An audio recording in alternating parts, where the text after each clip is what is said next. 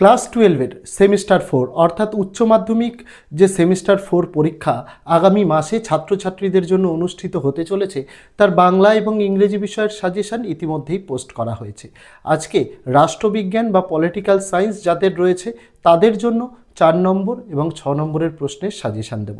2 নম্বরের সাজেশান আমি একটা আলাদা ভিডিওতে দেব, তার কারণ একসঙ্গে যদি সব দেওয়া হয় তাহলে তোমাদেরও বুঝতে সমস্যা হবে।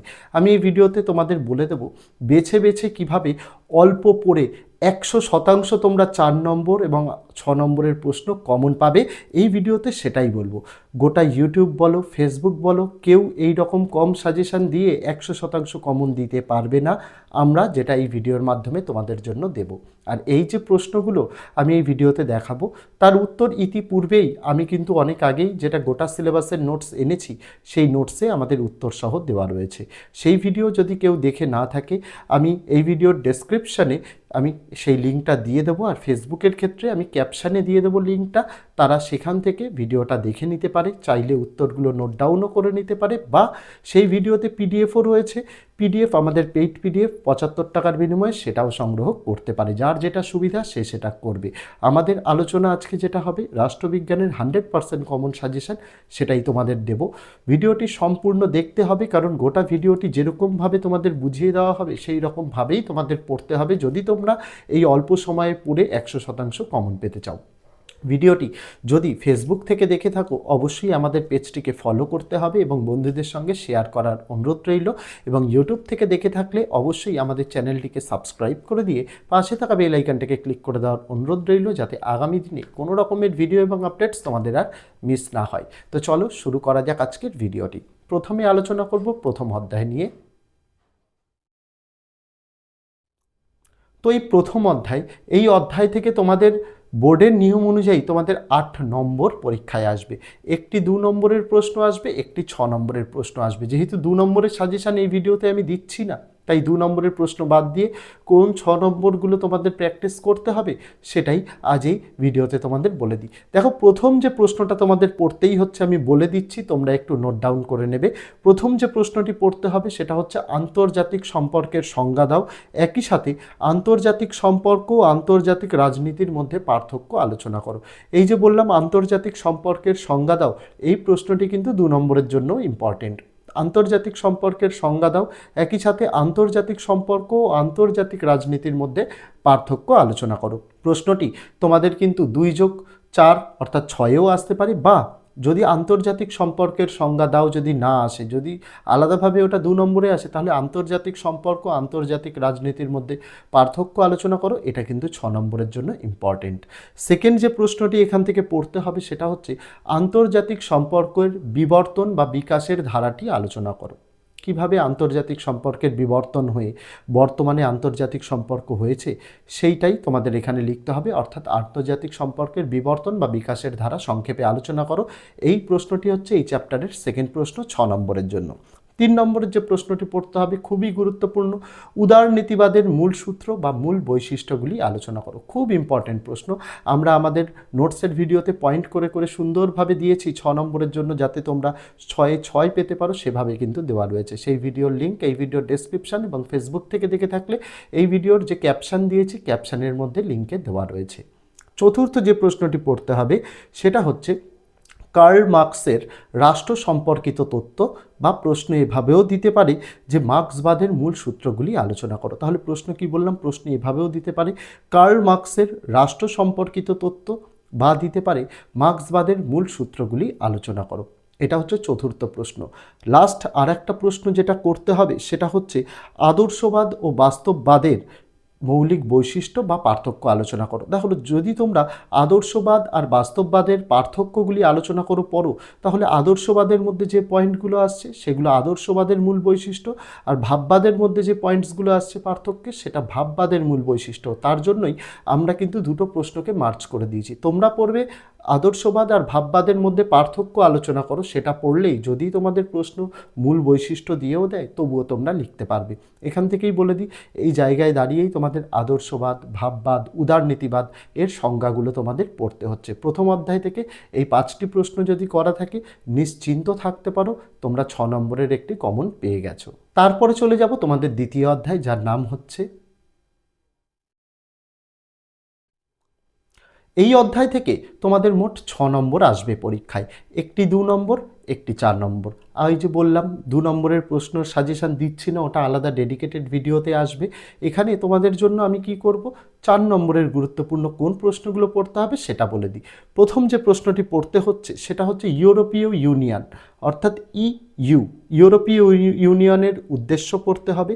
তার পাশাপাশি এই ইউরোপীয় ইউনিয়নের উদ্দেশ্য 4 নম্বরেও দিতে পারে, বা যেটা পড়তে হবে বর্তমান বিশ্ব রাজনীতিতে ইউরোপীয় ইউনিয়নের গুরুত্ব আলোচনা করো। কি বললাম প্রশ্নটা, বর্তমান বিশ্ব রাজনীতিতে ইউরোপীয় ইউনিয়নের গুরুত্ব আলোচনা করো, এই প্রশ্নটা। আর কি পড়তে হবে, ইউরোপীয় ইউনিয়নের উদ্দেশ্য লেখো।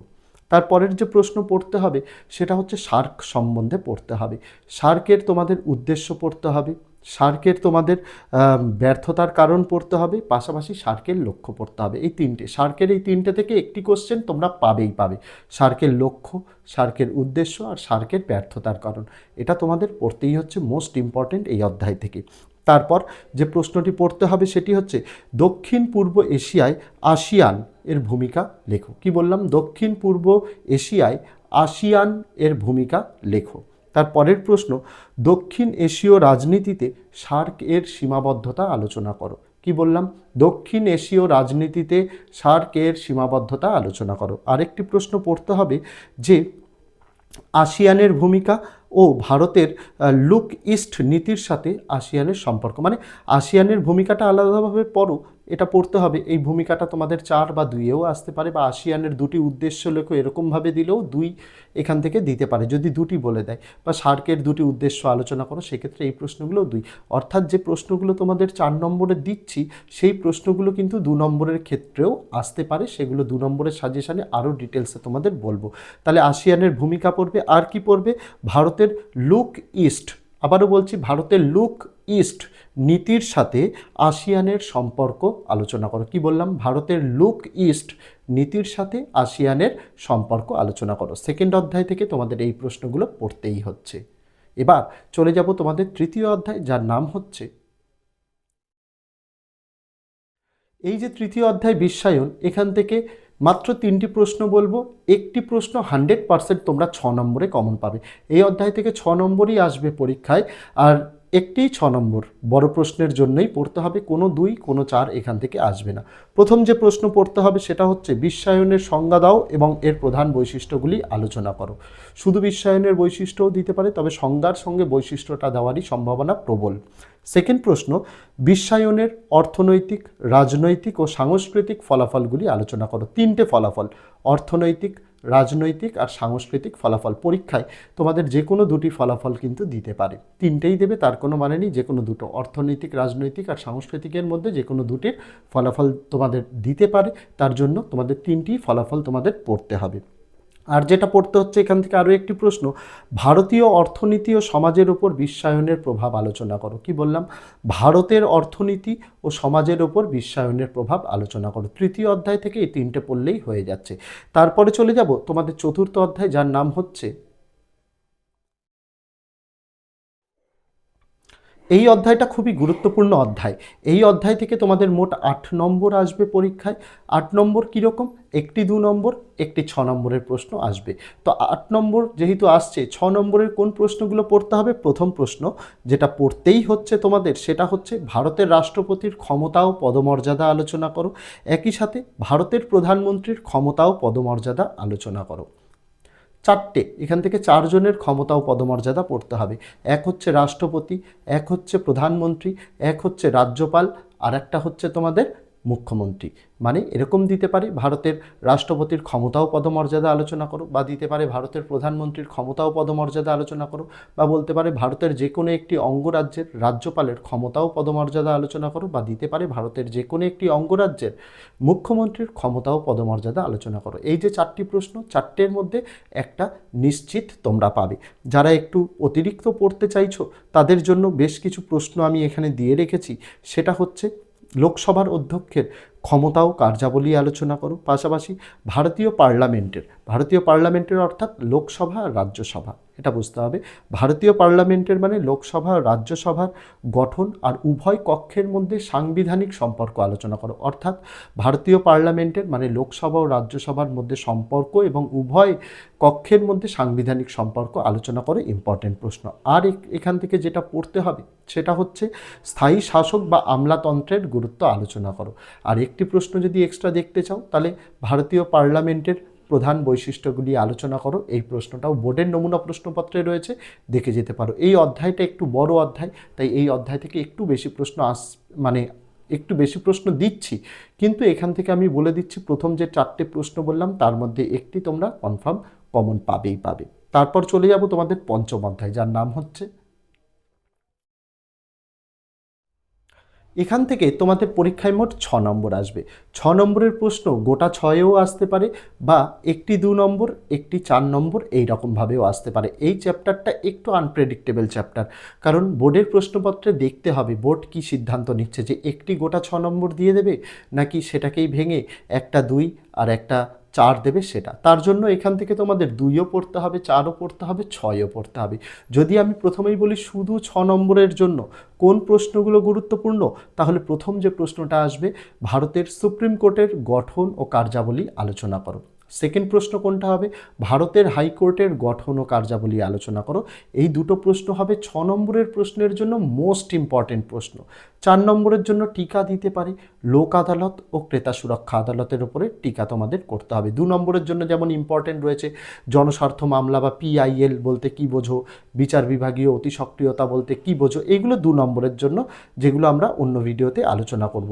পাশাপাশি 4 নম্বরের জন্য আর কি কি ইম্পর্টেন্ট রয়েছে ইম্পর্টেন্ট, সেটা হচ্ছে নর্মদা বাঁচাও আন্দোলন আর চিপকো আন্দোলন। নর্মদা বাঁচাও আন্দোলনের তোমাদের গুরুত্ব আর কারণ পড়তে হবে, একই রকমভাবে চিপকো আন্দোলনেরও গুরুত্ব ও কারণ পড়তে হবে, এগুলো 4 নম্বরের জন্য। তার পাশাপাশি 2 নম্বরের জন্য নাগরিক সমাজ থেকে তোমাদের প্রশ্ন আসতে পারে, নাগরিক সমাজ বা সিভিল সোসাইটি বলতে কি বোঝো, আর নাগরিক সমাজ বা সিভিল সোসাইটির গুরুত্বটাও তোমাদের 4 নম্বরের জন্য পড়তে হচ্ছে। এই হচ্ছে তোমাদের 5 নম্বর অধ্যায় থেকে যে প্রশ্নগুলো পড়তে হবে সেগুলো। এবার তোমাদের চলে যাব তোমাদের একদম লাস্ট অধ্যায়, শেষ অধ্যায়, যার নাম হচ্ছে, এই অধ্যায় থেকে তোমাদের পরীক্ষায় 6 নম্বর আসবে, একটি 2 নম্বর, একটি 4 নম্বর এখান থেকে আসবে। কোনো 6 নম্বরের গোটা বড় প্রশ্ন এখান থেকে আসবে না। তো কোন 4 নম্বরগুলো এখান থেকে গুরুত্বপূর্ণ চলো দেখে নেওয়া যাক। প্রথম হচ্ছে ভারতীয় সংবিধান সংশোধনের পদ্ধতিগুলো, যেটা 368 নং ধারা অনুযায়ী, সেটা আলোচনা করো। অর্থাৎ প্রশ্ন এরকম দিতে পারে 368 নং ধারা অনুযায়ী ভারতীয় সংবিধান সংশোধনের ধারাগুলি আলোচনা করো বা পদ্ধতিগুলি আলোচনা করো। ফার্স্ট প্রশ্ন এবং খুবই গুরুত্বপূর্ণ প্রশ্ন এটা। সেকেন্ড প্রশ্ন, 73তম সংবিধান সংশোধন অনুযায়ী গ্রাম পঞ্চায়েতের গঠনও দিতে পারে, কার্যাবলীও দিতে পারে, আয়ের উৎস। আয়ের উৎস যদি দেয় 2 নম্বরে দেওয়ার সম্ভাবনা বেশি, তবে গঠন ও কার্যাবলী অর্থাৎ গ্রাম পঞ্চায়েতের গঠন ও কার্যাবলী 4 নম্বরের জন্য ইম্পর্টেন্ট, আর আয়ের উৎস কি গ্রাম পঞ্চায়েতের, সেটা 2 নম্বরের জন্য ইম্পর্টেন্ট। পাশাপাশি তার পরের প্রশ্ন, 74তম সংবিধান সংশোধন অনুযায়ী পৌরসভা বা মিউনিসিপ্যালিটি বা কর্পোরেশন, মানে পৌরসভা, মিউনিসিপ্যালিটি ও কর্পোরেশনের গঠন ও কার্যাবলী লেখো। তাহলে 73তম সংবিধান সংশোধন অনুযায়ী কী পড়তে হবে, গ্রাম পঞ্চায়েতের গঠন, কার্যাবলী, আয়ের উৎস পড়তে হবে। আর 74তম সংবিধান সংশোধনী অনুযায়ী কী পড়তে হবে, পৌরসভা বা মিউনিসিপ্যালিটি আর কর্পোরেশনের গঠন ও কার্যাবলী তোমাদের পড়তে হচ্ছে। আর একটি প্রশ্ন এখান থেকে পড়তে হবে যেটা 4 নম্বরের জন্যই ইম্পর্টেন্ট, সেটা হচ্ছে জেলা পরিষদের গঠন ও কার্যাবলী আলোচনা করো। এই প্রশ্নগুলো যদি জানা থাকে, এই প্রশ্নগুলো যদি তৈরি থাকে, অল্প পড়েও 1000টা প্রশ্ন পড়তে হবে না, বেছে বেছে পড়েও তোমরা 4 এবং 6 ভালোভাবে করে আসতে পারবে। আর এই ভিডিওতেই তো আমি অনেকগুলো 2 বলে দিলাম, সেগুলো হচ্ছে তোমাদের জন্য মোস্ট ইম্পর্টেন্ট। আলাদা ডেডিকেটেড অল্প সাজেশান নিয়ে আসবো তোমাদের 2 নম্বরের প্রশ্নের জন্য, তার জন্য চ্যানেলের সঙ্গে যুক্ত থাকতে হবে। তো আজকে ভিডিওতে এটুকুই ছিল ছাত্রছাত্রীরা, দেখা হচ্ছে তোমাদের সঙ্গে আগামী দিন অন্য কোনো বিষয়, অন্য কোনো ভিডিও নিয়ে। ততদিন সকলে ভালো থেকো, সুস্থ থেকো।